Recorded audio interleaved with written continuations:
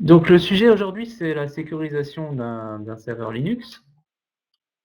Donc ça, c'est, entre débutant et moyen, le niveau. On va pas rentrer dans des choses très, très, très compliquées, mais surtout, la base.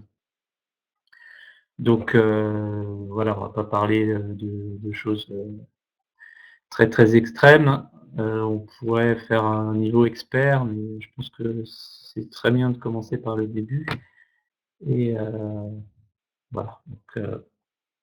Comment qu'on avance? Je clique? Non, je clique pas. Donc donc là, une petite présentation des différents membres de l'équipe. Donc moi, je suis en haut à droite, avec une autre coupe. Il y a Sébastien, donc gérant et plutôt, profil technique, donc je suis ingénieur en informatique et je travaille sous Linux depuis, 15-20 ans maintenant, presque. Non, peut-être même plus. Ça ne rajeunit pas. Donc il y a Stéphanie que vous avez vu tout à l'heure qui s'occupe, de la commercialisation et de tout le support, commercial, chez Kiwi. Et Céline qui nous suit, dans la salle à côté pour, la partie marketing et communication. Donc si, voilà, la présentation est jolie, c'est grâce à elle et Stéphanie, s'est occupée du fait que vous soyez nombreux et le contenu, c'est moi. Donc au sommaire, on va voir, voilà, on parle de sécurisation d'un serveur Linux. La première étape, c'est de savoir, contre quoi on essaye de sécuriser les choses, donc par les différents types d'attaques. Les attaques les plus courantes, hein, comme j'ai dit, on va pas rentrer dans des choses très complexes, mais voilà, les plus courantes, ceux qu'on a vus nous, de nos yeux vus et puis quelques éléments qui sont assez courants. Ensuite, voir comment on peut se protéger contre ces attaques et puis quelques outils utiles. Donc ça, c'est plutôt des pistes si vous avez envie de travailler là-dessus, s'il y a des choses que je dis qui vous intéressent, bah, de vous renvoyer sur, différents outils qu'on utilise nous en interne et qui peuvent être utiles. Alors, on ne les utilise pas tous, mais la plupart de ceux que je vais citer sont utilisés chez nous. Et évidemment, la sauvegarde de données, donc ça, Stéphanie vous présentera un petit peu notre outil, qui est un des éléments essentiels, d'assurance plutôt que de protection. Voilà, on met des pare-chocs sur les voitures, mais on a aussi une assurance. Donc, la sauvegarde, c'est plutôt la partie assurance et la protection, elle est au préalable. Mais on va voir que la sauvegarde peut apporter aussi, en termes de protection, un certain nombre de choses. Donc, Céline va poser des questions dans le chat, donc je vous invite à y répondre. Moi, je vais voilà, sauf si vous avez une question pour moi, vous pouvez intervenir. Faut pas hésiter et elle posera quelques questions histoire qu'on connaisse un petit peu mieux et voir, à qui on s'adresse. Parce que moi je parle à une machine, c'est souvent un peu impersonnel, donc on essaye de faire participer tout le monde. Donc commençons par, les différents types d'attaques sur un serveur Linux. Donc voilà, comme je vous ai dit, on a une grande expérience sur le sujet et les intrusions qui sont vraiment les très, très, très, très, très plus fréquentes, c'est les intrusions web, pardon.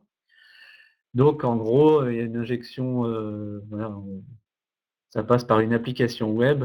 Les serveurs Linux sont quand même essentiellement utilisés pour ça, pour héberger des serveurs web, ce qui c'est pas tous les serveurs Linux, mais la plupart.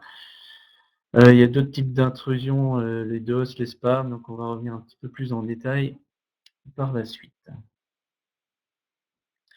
Donc on entend souvent que voilà, Linux a pas besoin de sécurité, que, Linux est beaucoup plus sécurisé que Windows, que Linux, ci, Linux ça, Windows, ci, Windows ça. Donc voilà, je voulais juste faire un petit slide pour, démonter un petit peu tout ça. Alors il est vrai que Linux a environ 50 virus connus contre 60 000 pour Windows. Il y a aucun virus Linux qui a été aussi populaire que par exemple Loki. On a fait une conférence sur Loki, si vous voulez, sur Webikio il y a quelques semaines. Loki ne marche que sous Windows, il y a eu, I Love You, il y en a eu tout un tas d'autres. Il y en a aucun qui s'est propagé autant, sur Linux que sous Windows. Mais voilà, quand un cyberpirate écrit un virus, il va forcément, cibler la méthode la plus facile, celui où il a le plus de chances, d'infecter le maximum de machines, donc Windows est la plateforme privilégiée. D'autant plus que les utilisateurs de Windows sont souvent, une culture informatique un peu plus faible que les autres. C'est des gens à qui on a mis un PC sous la main. Ceux qui utilisent Linux sont généralement plutôt des informaticiens, des gens un petit peu plus avancés et qui font pas forcément n'importe quoi. Donc c'est plus facile pour un auteur de virus, comme Loki, qui est un cheval de Troie, de faire cliquer, sur exécuter, un utilisateur Windows qu'un utilisateur Linux. L'autre point qui est à souligner, c'est que, voilà, sous Linux, on a un utilisateur non privilégié et aujourd'hui la majorité des utilisateurs Windows travaillent en administrateur. Donc effectivement, une fois qu'il a exécuté quelque chose, il a l'accès total à toute la machine et il peut faire un peu ce qu'il veut. Sous Linux, c'est pas le cas, pour passer route, il faut un mot de passe et cetera et cetera. Donc il y a certaines bases qui font que c'est plus difficile sur Linux, mais ça n'empêche pas de travailler sur la sécurité Linux. Donc une fois ceci dit, on va plus parler de Windows, mais uniquement de Linux. Donc ce que je disais tout à l'heure, c'est que Linux, héberge essentiellement des applications web, souvent sous une plateforme LAMP. Il y a également, pas mal d'applications sous Java avec, Struts et compagnie. Nous, on est un peu moins experts sur ce sujet-là, mais, voilà, on a, également du Python, des choses comme ça, qui existent. Donc voilà, LAMP, c'est 60 des sites web mondiaux aujourd'hui sont hébergés sous Linux, Apache, MySQL, PHP. Aux dernières nouvelles, hein, ça a peut-être un petit peu évolué, mais les derniers chiffres qui datent d'il y a 6 mois, disaient à peu près ça.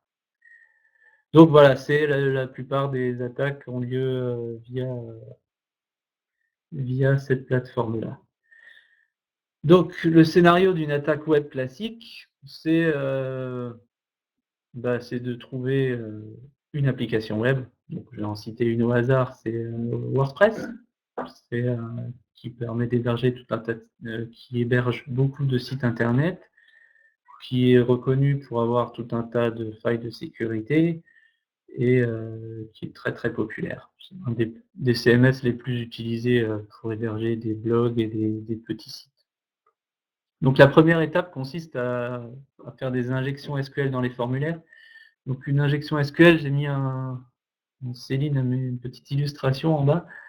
Voilà, imaginons que dans votre code, vous allez rechercher les utilisateurs avec un ID, qui vient directement de l'URL, qui est tapé dans le formulaire. Donc ça, en fait, si on passe dans l'ID qui est dans l'URL qui est écrit ici, donc 1.drop table user, bah, ça va exécuter, la commande qui est en dessous, c'est-à-dire que ça va vous afficher l'utilisateur 1 et effacer l'ensemble de vos utilisateurs. Donc ça, c'est ce qu'une injection SQL, basique, mais on trouve encore des tas de sites, sur lesquels ça marche, hein. Donc vous vous retrouvez avec un site sans plus d'utilisateurs. Donc ça, pour le pirate, c'est pas très intéressant. Lui, il va plutôt essayer d'injecter un nouvel utilisateur dans la table. Mais voilà, en adaptant un petit peu la requête, c'est très facile. Donc ça, voilà, on héberge nous des sites de clients et c'est quelque chose d'assez courant. Plus aujourd'hui sur WordPress puisqu'ils ont fait un vrai effort sur la sécurité, mais sur des sites un petit peu écrits à la main ou programmés, en PHP natif par des gens qui ont moins d'expérience, on en trouve partout. Donc une fois qu'on a fait ça, ben, on essaye d'obtenir un mot de passe d'administrateur et ensuite, d'uploader un script, donc un script PHP en le faisant passer pour une image par exemple. Je peux charger des photos sur mon site internet. Au lieu de mettre une photo .jpeg, je vais mettre un troyen.php. Alors si l'upload est mal fait, c'est autorisé. Si l'upload ne vérifie pas le type des fichiers qui arrivent et qu'il y a le droit d'exécution sur le dossier sur lequel on se retrouve, eh ben, mon pirate, il a accès à la machine via ce script-là et ces scripts-là, voilà, il y en a des dizaines et des dizaines qui sont très, très facilement téléchargeables, un petit peu partout sur le net et il y en a des centaines de variantes. C'est vraiment très, très facile.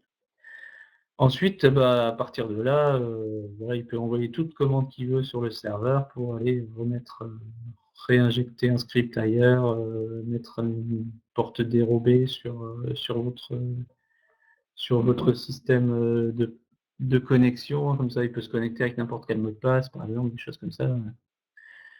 Voire, aller mettre, changer la page d'accueil de votre site et cetera et cetera.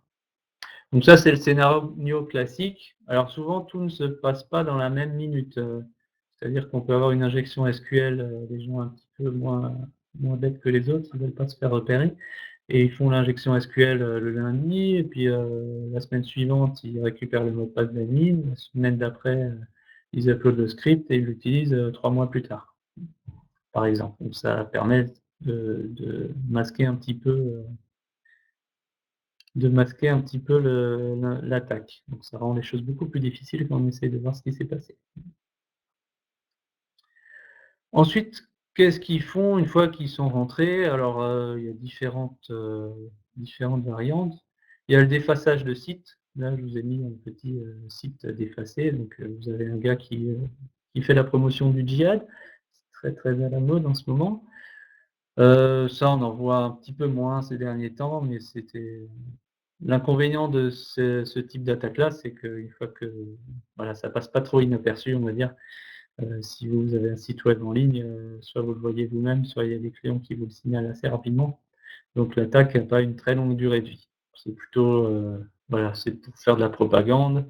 Souvent, ils vont remplacer la page d'index. C'est assez facile de remettre, l'ancienne page en place, à condition évidemment d'avoir un backup.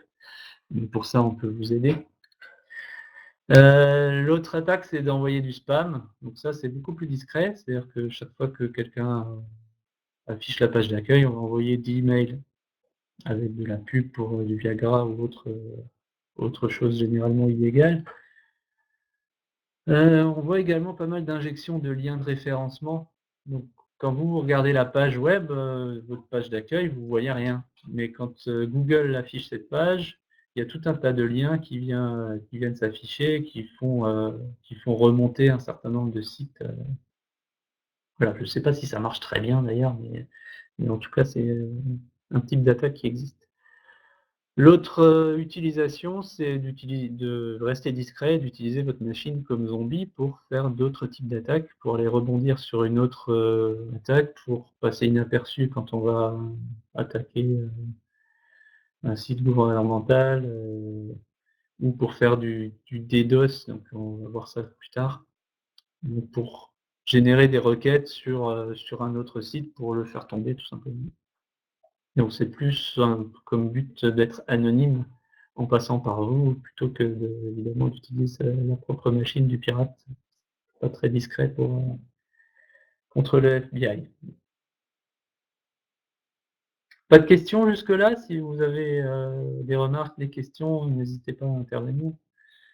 Je regarde de temps en temps le chat pour suivre un petit peu ce qui se passe. Donc, une autre type d'attaque, c'est les attaques en force brute ou brute force. Voilà, c'est la traduction française, la version anglaise, c'est brute force. Là, l'idée, c'est d'essayer des mots de passe. On va tenter de rentrer par tout un tas de mots de passe sur tous les points de rentrée du site. Donc, ça peut être sur l'administration WordPress, ça peut être par SSH, ça peut être sur le FTP, ça peut être sur votre SMTP, votre serveur de mail. Voilà, ça, il suffit de regarder les logs d'un serveur Linux pour voir que c'est pas du tout anecdotique et il y en a énormément, énormément. Le drame, c'est que ça marche.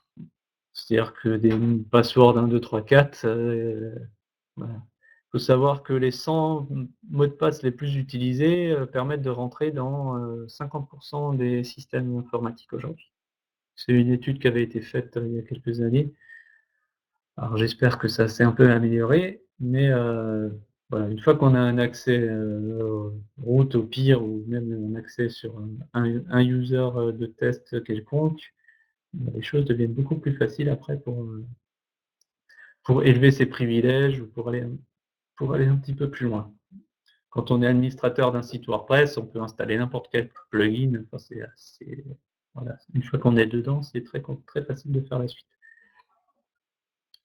Donc il y a des systèmes pour se protéger contre ça, on en parlera tout à l'heure, mais voilà, utiliser des mots de passe, sûrs, assez longs et tous les mots de passe doivent être sécurisés, pas seulement avec ces routes. Si on a un route et un test à côté, c'est comme si on n'avait rien, quoi. Donc, très bonne question de Céline, si vous avez déjà subi une attaque, d'un serveur Linux? Alors si vous me répondez non, je vous assure que ça va bientôt arriver. Voilà, c'est que votre serveur est un peu trop récent, ça viendra. Donc le troisième type d'attaque, c'est les attaques DOS. Donc pas DOS comme le système d'exploitation de Microsoft, mais DOS comme Denial of Service. Donc là, l'objectif, c'est de faire tomber le service. Donc si vous avez un site web, de vente en ligne, par exemple, c'était très à la mode, il y a une dizaine d'années, les serveurs d'hébergement se tiraient dans les pattes mutuellement. C'est voilà, dans notre secteur à Mulhouse, ça s'est fait il y a 15 ans, c'était assez drôle. Donc voilà, l'objectif, il y a pas d'intrusion à proprement parler, mais on n'assure plus le service client. Donc quand on met, un site type Zalendo ou autre, voilà, ça fait du chiffre d'affaires qui est perdu à chaque minute d'interruption et donc ça effectivement, quand le site est une source de revenus importante, c'est un type d'attaque qui est très sensible. Donc il y a une variante, c'est le DDoS, parce que le DOS simple, c'est normalement avec une seule source IP, donc une fois qu'on a identifié l'attaquant, ben, on coupe son accès, en interdisant l'IP d'accéder au service. C'est très facile à faire stopper. Par contre, quand c'est un DDoS et que vous avez 1000 machines différentes qui attaquent depuis le monde entier, c'est beaucoup plus difficile à filtrer. Et voilà, ce genre d'attaques sont pas très simples à manager. Ça se fait plutôt au niveau réseau et en amont de votre serveur Linux plutôt que sur le serveur lui-même. Parce que voilà, prendre des dizaines de gigas de connexion, même si vous les mettez à la poubelle, ça crée quand même une grosse charge sur le serveur. Et ce genre de choses sont plutôt à traiter en amont par, par un routeur spécialisé ou autre.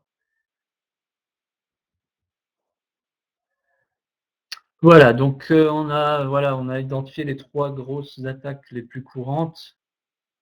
Tout ça, ce sont des attaques, massives et pas forcément ciblées, donc c'est le plus courant. Après, si quelqu'un vous en veut personnellement ou que, voilà, vous êtes une cible, identifiée parce que vous avez pris des positions politiques, parce que vous appelez Microsoft, parce que, les Anonymous vous aiment pas, là, vous êtes une cible, privilégiée.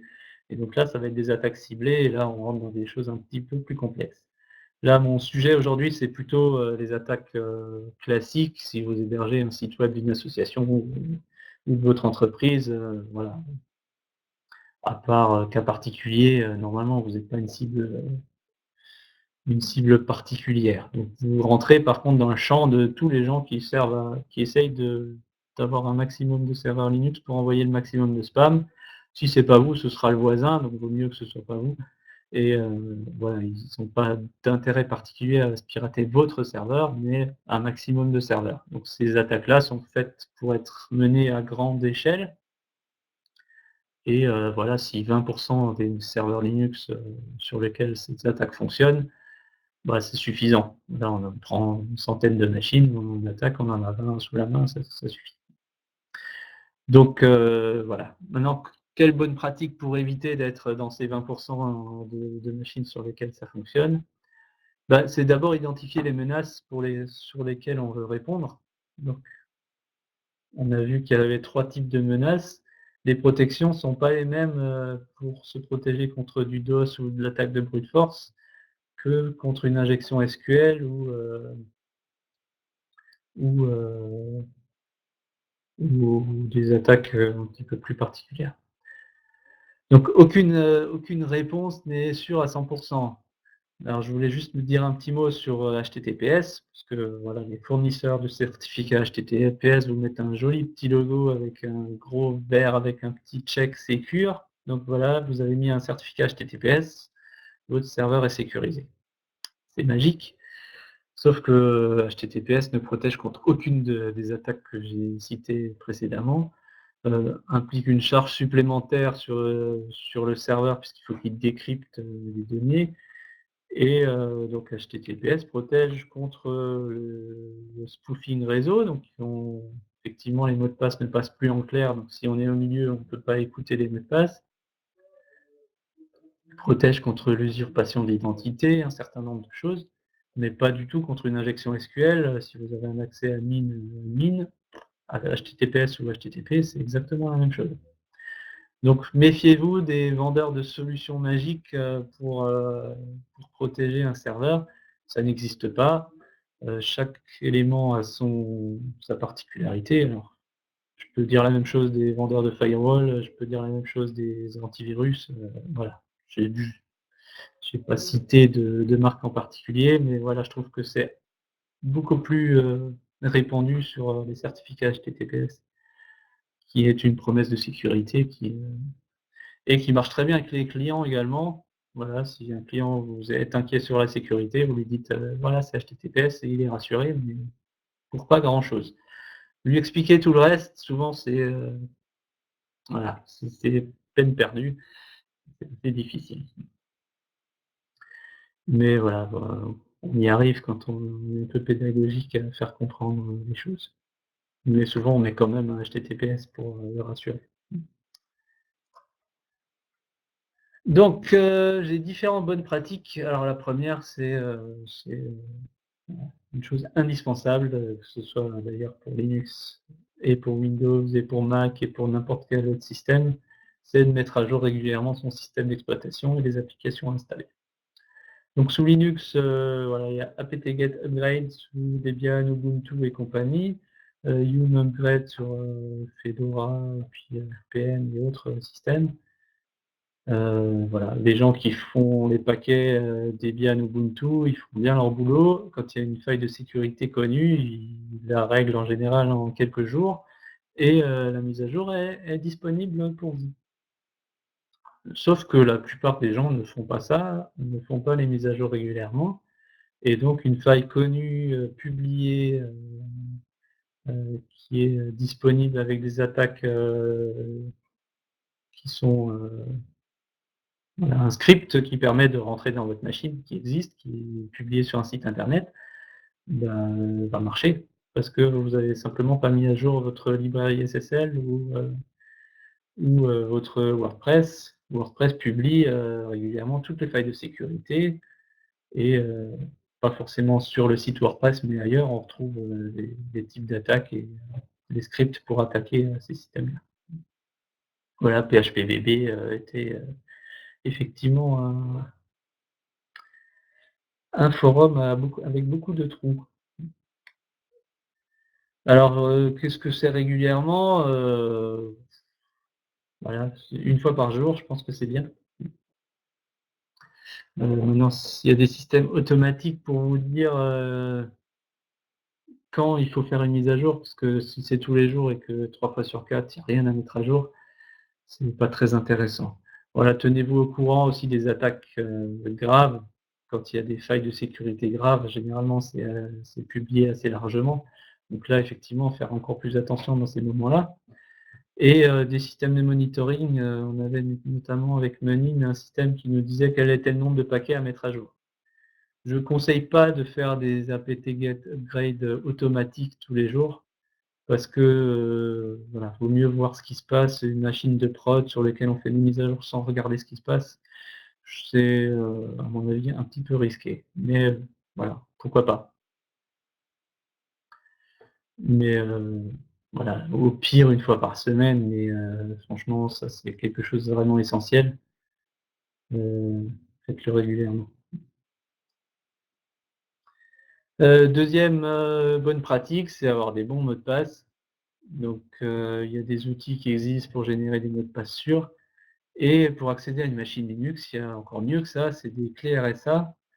donc qui sont un système de clés asymétriques. Donc vous avez une clé privée sur votre machine, une clé publique, sur le serveur et vous rentrez sur la machine sans avoir de mot de passe à taper.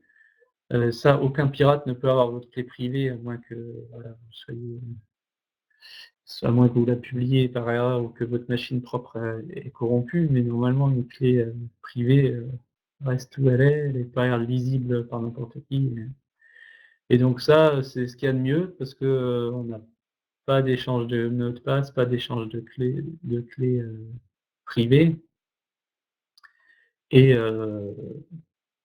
et ça, c'est la vraie sécurité SSH, crypté, là-dessus,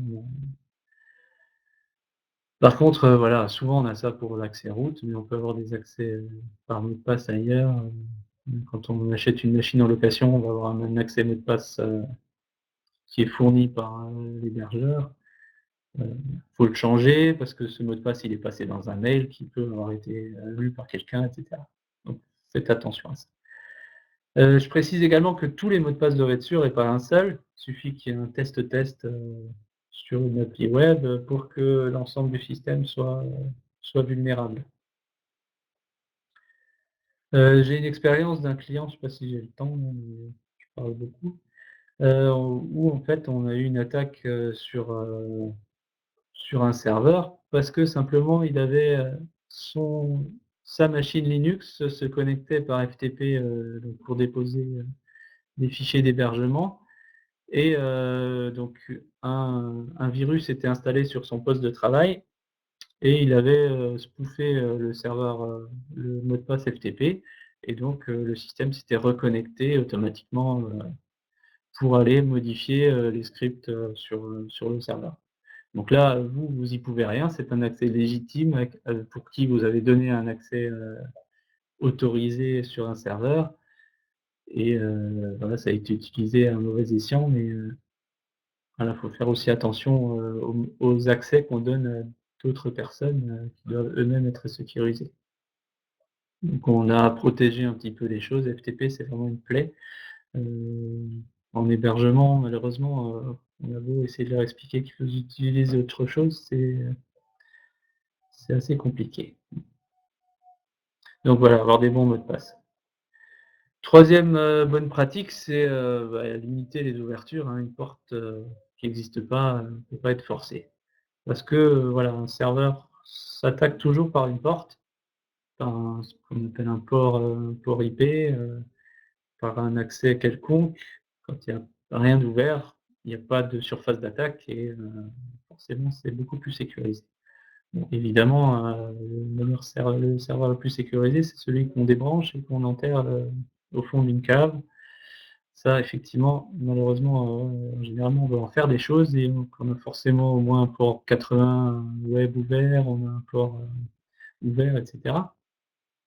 Mais souvent, on peut quand même un peu limiter les accès. Par exemple, un serveur qui est administré avec un webmin ou des choses comme ça, on peut limiter l'accès à une adresse IP fixe.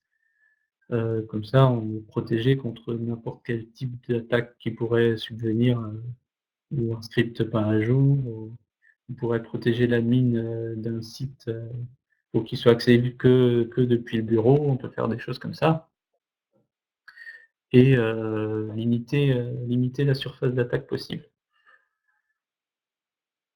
Donc voilà, un firewall, c'est encore une fois, ça protège pas contre tout. Si vous avez ouvert, un accès admin au monde entier parce que vous en avez besoin partout et que vous êtes un grand voyageur, et ben, le firewall va pas protéger votre serveur contre ça. Le firewall protège contre, limite en fait, les ouvertures et peut protéger contre certaines attaques, au niveau TCP.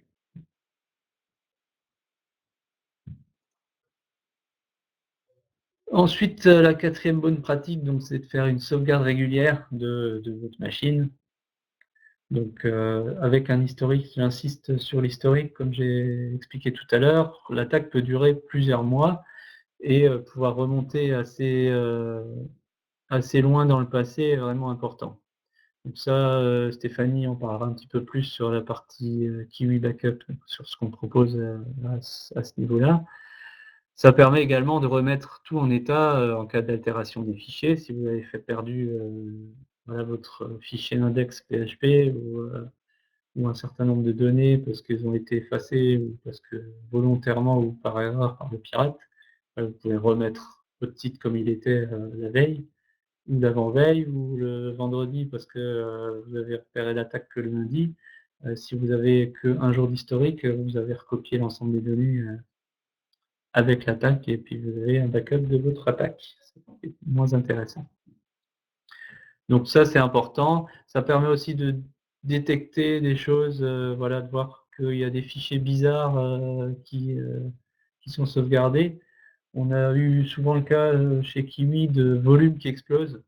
Voilà, quelqu'un qui avait un contrat de 5 gigas et tout d'un coup, il passe à 25. Donc, nous, on appelle, on dit: «C'est comment ça se fait?» et souvent, c'est, voilà, quelqu'un qui est venu déposer des fichiers DivX, voilà, qui se sert d'un serveur comme, stockage et donc c'est nous qui avons signalé l'attaque, donc voilà, ça peut aussi servir à ça.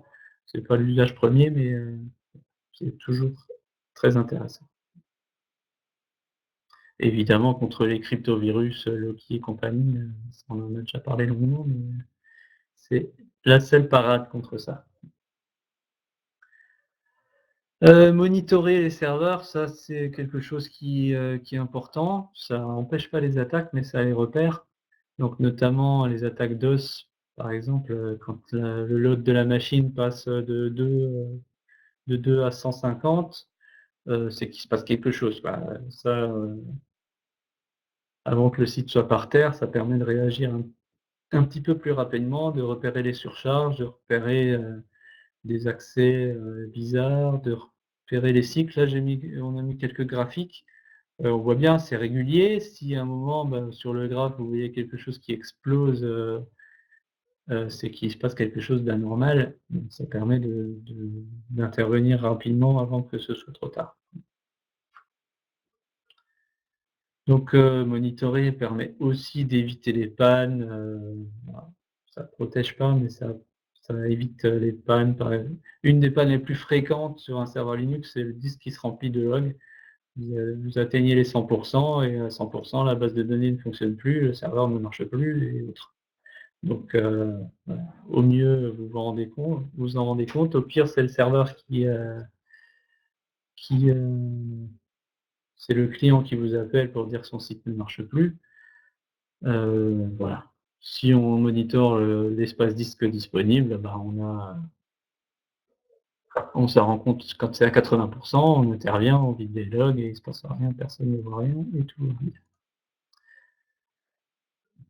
Voilà, d'autres bonnes pratiques, un petit peu en vrac, donc loguer, sous Linux, c'est généralement, assez bien fait. Voilà, là, il y a un exemple de log Apache, souvent, voilà, les logs, c'est bien, mais quand vous avez 4 gigas de logs, personne ne lit ça, de manière exhaustive. Ça permet de retrouver des choses quand on a été attaqué, mais lire pour vérifier que tout se passe bien, il faut avoir vraiment que ça à faire. Donc il y a des outils comme Logwatch, par exemple, qui savent ce qui est normal et qui vous les sortent pas, mais qui vous sortent les logs, anormaux. Donc ça permet de réduire le volume à lire et qui vous les envoie par mail. Par exemple, ça reste encore assez compliqué à mettre en œuvre. On avait essayé, voilà, il reste encore des centaines de milliers de lignes à lire, c'est juste pas forcément exploitable. Mais avec un bon réglage et avec du temps et tout ça, on peut arriver à faire des choses intéressantes. Voilà, après il y a d'autres systèmes, comme des IDS, donc Intrusion Detection System, qui, analysent en gros les paquets qui rentrent et qui sortent et qui peuvent vous dire s'il y a une attaque, qui a été faite sur votre serveur. Donc un des plus connus en open source, c'est Snort, mais encore une fois avec, une complexité, de mise en œuvre, qui, voilà, c'est un outil qui vaut le coup, mais voilà, faut avoir un besoin au niveau de sécurité assez important pour que ça en vaille la peine. Des antivirus sous Linux, il en existe. Voilà, il y a très peu de virus sous Linux, mais ça peut être un plus si par exemple c'est un serveur Samba, qui héberge des fichiers Windows, ça peut être une manière de détecter, des des virus qui seraient sur les machines Windows. Un des derniers éléments qu'on a mis en place, chez nous, c'est un scanner de vulnérabilité donc qui s'appelle CXS. et qui va analyser l'ensemble des fichiers PHP, pour détecter, si, s'il y a des choses anormales, si, il y a une injection, SQL, s'il y a des fichiers qui sont des fichiers de pirates, et cetera et cetera.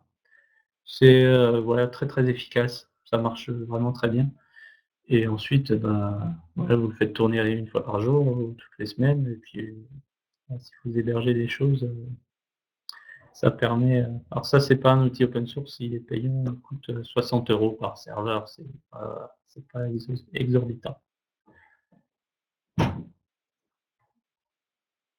Donc, autre outil de base, c'est son cerveau, hein, réfléchir à ce qu'on fait, là évidemment on n'installe pas des choses, sans vérifier ce que c'est, on prend que des outils d'un paquet, voilà, on prend pas un script, sans comprendre à quoi il sert et cetera.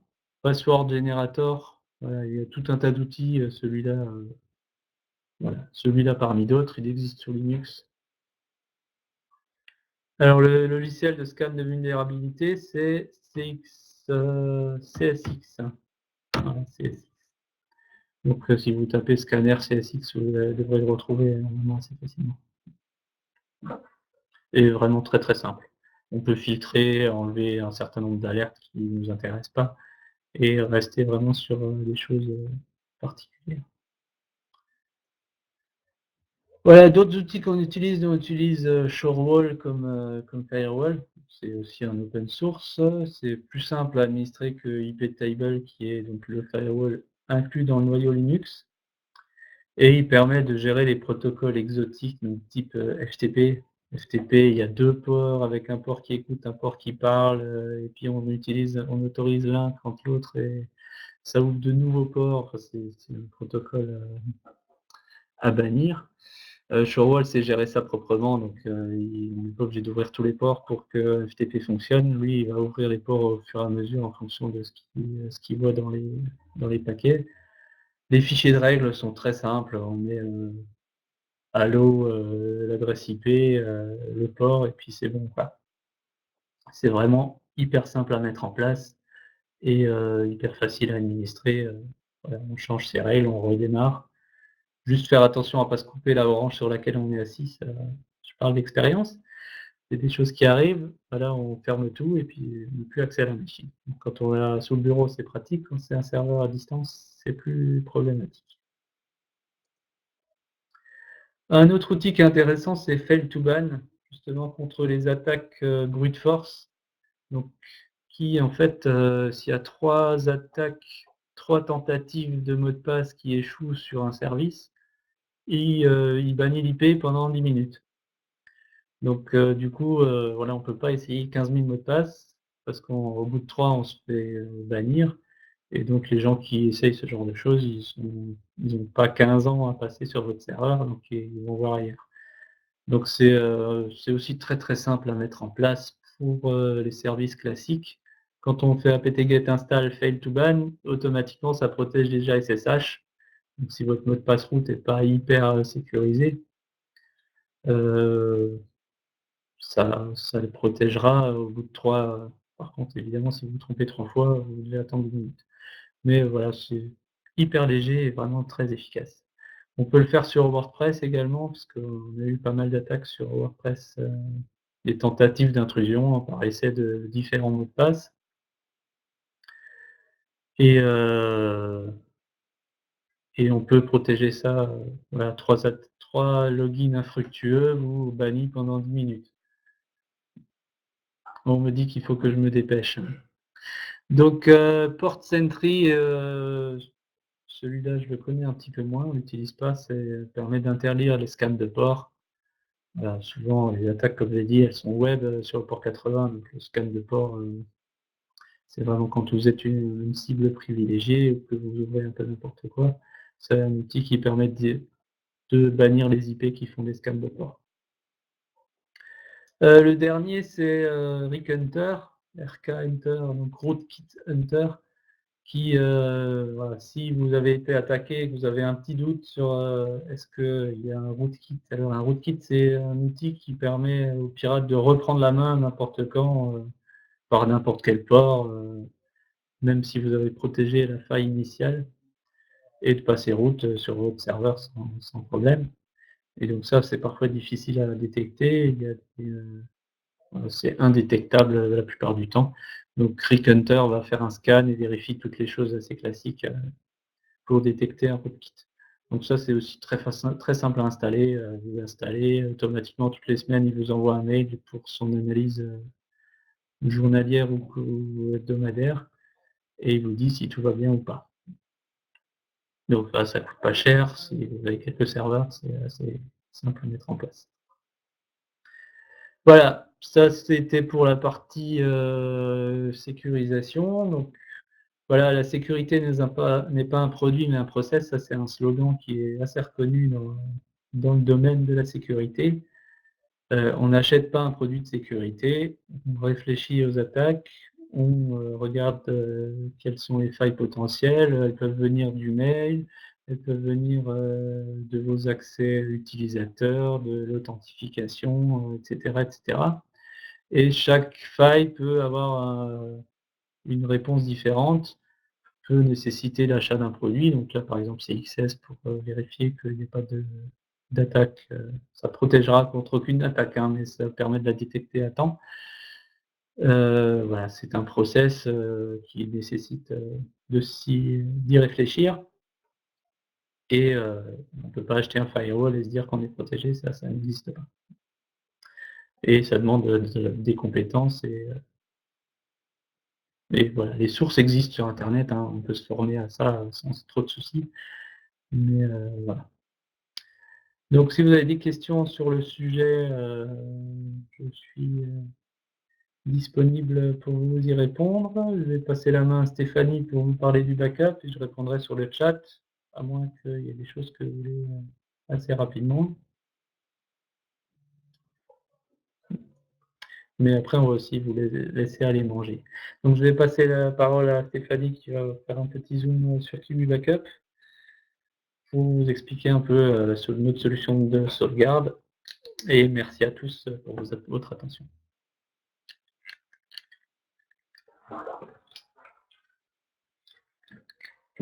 Voilà, excusez-moi, nous voici de retour. Je ne sais pas si entre-temps, je ne vois pas pour l'instant de questions qui s'affichent, mais n'hésitez pas, Sébastien, donc les Céline sont disponibles dans la pièce d'à côté et peuvent répondre à vos questions. Voilà, donc je ne vais pas vous prendre trop de temps, il est déjà pratiquement midi.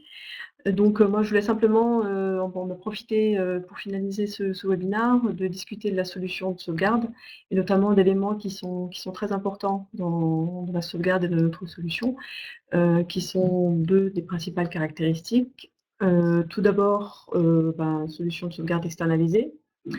Comment se passent les sauvegardes? Ce sont des solutions qui sont en incremental octet, c'est-à-dire que la première sauvegarde est une sauvegarde qui est complète, et à partir de la seconde sauvegarde, on va extraire que les éléments modifiés pour ne transférer que ces éléments-là. Voilà. Donc, sachant que la sauvegarde de données, bien sûr, permet de pallier des problèmes de sécurité et bien sûr de pouvoir restaurer les données telles qu'elles étaient il y a 30 jours, il y a 60 jours, voire plus. Donc, nous, comment est-ce que nous fonctionnons? Chez nous, l'historique qui est généré, donc on propose un historique de base de 90 jours. Et le volume qui est engendré par cet historique n'est pas rajouté à votre volume, hein. C'est-à-dire que nous, c'est vraiment le volume source qui est pris en compte. Là, donc là, on a un petit zoom, un petit schéma qui explique comment ça se passe. Donc on a un fichier, donc on a ici un ordinateur, on a un fichier de 1 giga. La première fois, comme je vous le disais, on va faire un transfert, on va stocker ce fichier sur nos serveurs de sauvegarde. Et ensuite, à partir de la deuxième sauvegarde, on va extraire les éléments modifiés de ce fichier pour ne transférer que ces éléments-là. Et on va donc recomposer le fichier, votre fichier sur nos serveurs et conserver les incréments en historique. C'est cet historique-là qui va permettre justement, et ces incréments-là qui vont permettre de remonter le fichier tel qu'il était à une certaine date. Voilà. Donc, autre caractéristique de notre solution, juste un petit souci avec voilà, c'est la déduplication à la source. À savoir que un même fichier n'est stocké qu'une seule fois au sein d'une entreprise, même s'il a été renommé. Donc par exemple, on visualise ici que l'on a trois ordinateurs. Par exemple, on va dire que l'ordinateur du haut, le premier ordinateur, voilà, a un certain fichier. Il l'a sauvegardé. Il se trouve maintenant sur les serveurs de sauvegarde de chez Kiwi Backup. Des utilisateurs B et C ont par exemple ce même fichier. Donc souvent, on donne l'exemple d'un explicatif d'un document d'une imprimante, par exemple, le formulaire d'une imprimante. Et donc ce document-là ne va pas être retransféré une seconde fois. C'est-à-dire que les utilisateurs B et C auront la possibilité de retrouver ce fichier parce que le lien aura été créé entre leur ordinateur et nos serveurs de sauvegarde, mais le fichier ne sera pas transféré deux fois. Donc ça va permettre de limiter l'utilisation de la bande passante et également, du coup, le temps de la sauvegarde. Donc j'ai un certain nombre de slides derrière qui étaient prévus pour vous expliquer un petit peu les différentes interfaces que nous proposons. À savoir que nous proposons donc deux interfaces. Une interface utilisateur, donc celle que vous avez sur votre écran, qui permet de faire le paramétrage de la sauvegarde. C'est-à-dire que donc on sélectionne les différents dossiers que l'on souhaite sauvegarder, l'heure à laquelle on souhaite que la sauvegarde se mette en route. Et donc tous les jours, il va y avoir un check qui va être fait sur la machine, et à l'heure qui est programmée, la sauvegarde va se mettre en route. Il va y avoir le transfert des données, et lorsque la sauvegarde se finalise, vous réceptionnez un mail pour vous indiquer si elle s'est bien passée ou si elle ne s'est pas bien passée. Voilà, donc ça c'est ça, un petit problème au niveau du PDF. Donc mail d'échec de sauvegarde, donc on a un gros warning rouge pour indiquer, voilà, il y a eu un problème. Et le mail de réussite de sauvegarde, c'est le même type d'email, seulement en vert, pour indiquer que ça s'est bien passé. Je reviens sur l'interface précédente, qui est donc toujours l'interface utilisateur, sur laquelle on a la possibilité de faire restauration locale. Donc on clique ici sur le menu restauration, sur l'interface. On a sur la partie de gauche tous les jours pour lesquels on a réalisé une sauvegarde. On sélectionne le jour où on souhaite faire sa restauration. Ensuite, on déroule tout le disque pour arriver jusqu'au fichier. Et lorsqu'on a atteint le fichier, on fait un glisser-déposer dans la partie centrale, dossier à restaurer, et on lance la restauration. Voilà. Donc la restauration sera automatiquement faite dans un dossier spécifique, par exemple Restore, qui se trouvera sur le poste de l'utilisateur. Voilà. Donc ça, c'est pour l'interface locale.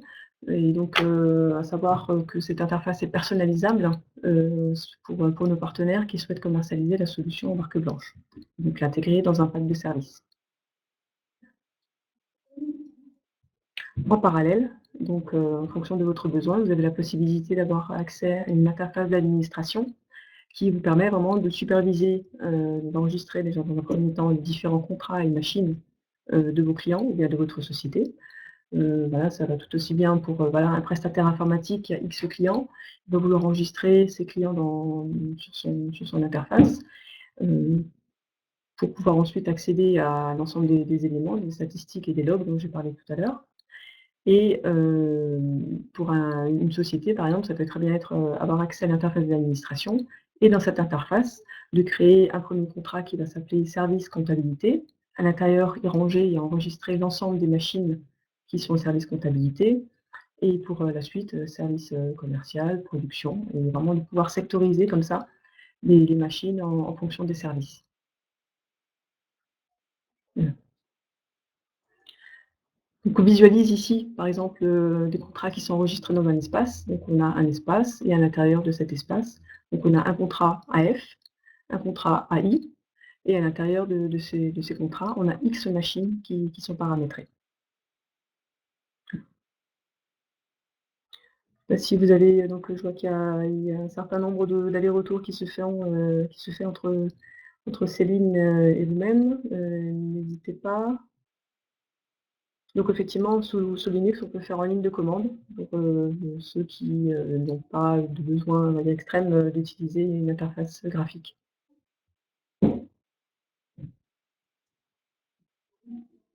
Donc ensuite, j'ai une série de slides qui vous permettent de voir un petit peu les différentes interfaces qui sont proposées. Moi, ce que je vous suggérerais éventuellement, c'est, si vous souhaitez tester la solution, de pouvoir vous ouvrir un compte de démo qui, bien sûr, ne vous engage en rien et qui est gratuit.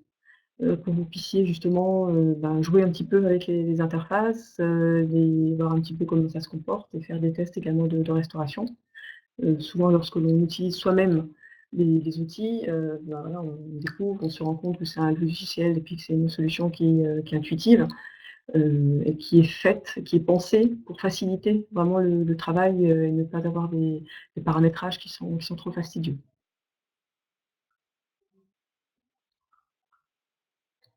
Donc effectivement, comme Céline l'indique, nous sommes actuellement nos développeurs travaillent sur la V4, qui va être une refonte totale, donc principalement de l'interface d'administration et au fur et à mesure, on va revoir la partie, interface utilisateur. Donc ça, vous aurez le plaisir d'en entendre parler encore d'ici le mois d'octobre. Nous communiquerons largement, pour que vous puissiez également voir, quelles sont ces nouvelles interfaces qui sont proposées.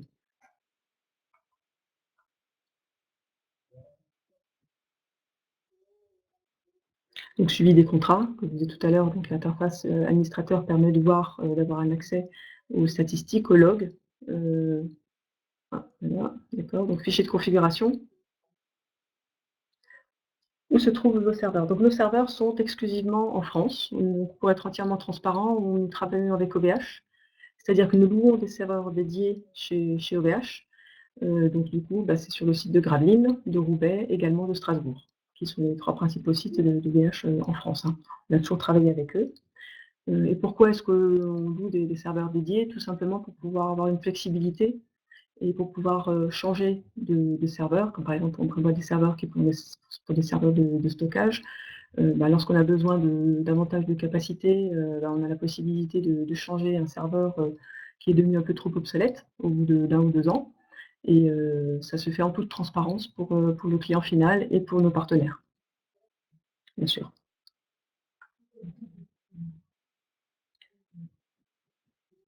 Je sais pas si vous avez éventuellement je vous en prie. Je sais pas si vous avez éventuellement d'autres questions? Je vais vous laisser aller manger. Bien sûr, moi je suis à votre disposition. Je vais vous mettre mon adresse mail, donc je suis à votre disposition pour pouvoir, répondre à vos questions. Si, vous avez besoin de précisions concernant la partie Linux, je pourrais transmettre les informations à Sébastien pour qu'il puisse également vous donner les précisions, hein. Donc n'hésitez pas à nous contacter.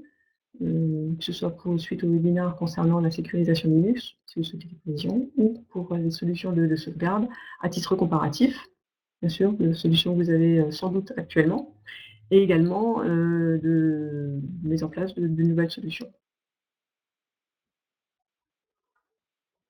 Voilà, donc je vais vous faire encore défiler quelques copies d'écran. Donc cette copie d'écran, c'est le fichier de configuration, donc permet de synthétiser et de voir l'ensemble des fichiers qui sont paramétrés dans la sauvegarde. Donc on a sur cette partie-là, ce qui en inclut. Ceux qui sont exclus également l'heure à laquelle le service se met en route. Liste des fichiers qui sont sauvegardés, donc ça ce sont des éléments qui se trouvent dans les interfaces, hein. Les logs, c'est-à-dire que c'est toujours intéressant de pouvoir suivre une machine et pouvoir voir ce qui se passe au cours d'une sauvegarde. Donc nous généralement on a un log de starting, qui est un premier log, l'heure à laquelle le backup se lance. Et ensuite tous les 1000 fichiers, on édite un log, et lorsque la sauvegarde se finalise, on a un end backup. Voilà. Ensuite, si par exemple il y a un fichier identifié qui est un big file, un fichier qui est un peu trop gros, à ce moment-là on l'indique, on a plusieurs possibilités, notamment de découper ce fichier, pour qu'il puisse passer, dans la sauvegarde, si votre client, ou si vous-même avez des bandes passantes qui ne sont pas forcément suffisantes. Alors serait-il possible d'avoir le nom de l'outil dont Sébastien parlait, qui permet de connaître le nombre de paquets à mettre à jour sur un serveur Linux? Alors là, je vais laisser, Céline et Sébastien vous répondre.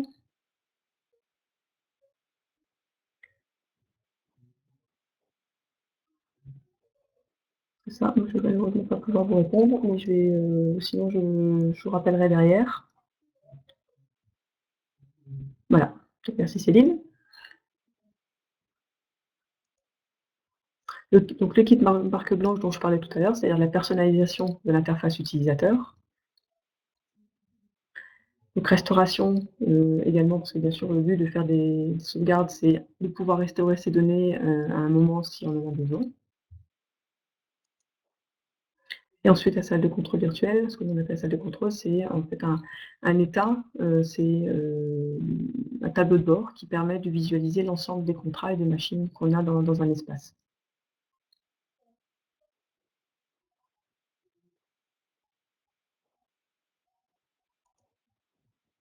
Donc après, plusieurs possibilités. Je vous indiquais tout à l'heure qu'on a différents mails, enfin on a un mail pour indiquer que la sauvegarde s'est bien passée ou ne s'est pas dépassée. Et en parallèle, si vous avez un certain nombre de machines à superviser, que ce soit pour des clients ou bien que ce soit au sein de votre structure, on a la possibilité de d'activer le mail de synthèse des sauvegardes. Et donc du coup, vous recevez plus forcément un mail par machine, mais vous recevez un seul mail qui synthétise l'ensemble des contrats et des machines qui se trouvent dans votre espace. Et donc on a toujours un code couleur qui nous permet de visualiser si les sauvegardes sont à jour ou pas à jour. C'est-à-dire qu'en vert, tout va bien, et au fur et à mesure, on devient orange, et ensuite rouge lorsqu'il y a un certain nombre de jours où la sauvegarde ne s'est pas faite.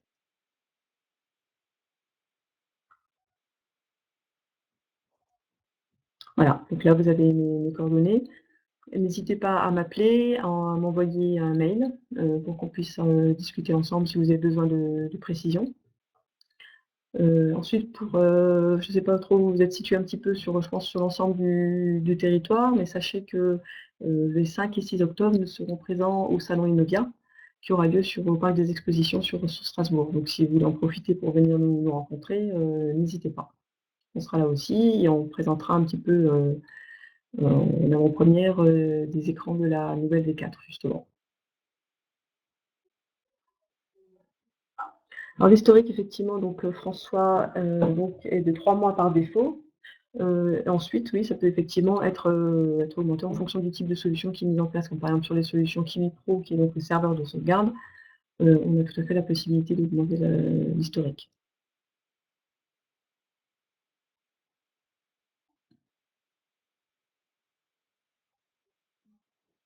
Voilà, je sais pas si est-ce que vous avez encore des questions? On est passé très, très vite sur la seconde partie, pour ne pas vous prendre, trop de votre temps et puis trop, grignoter sur le déjeuner.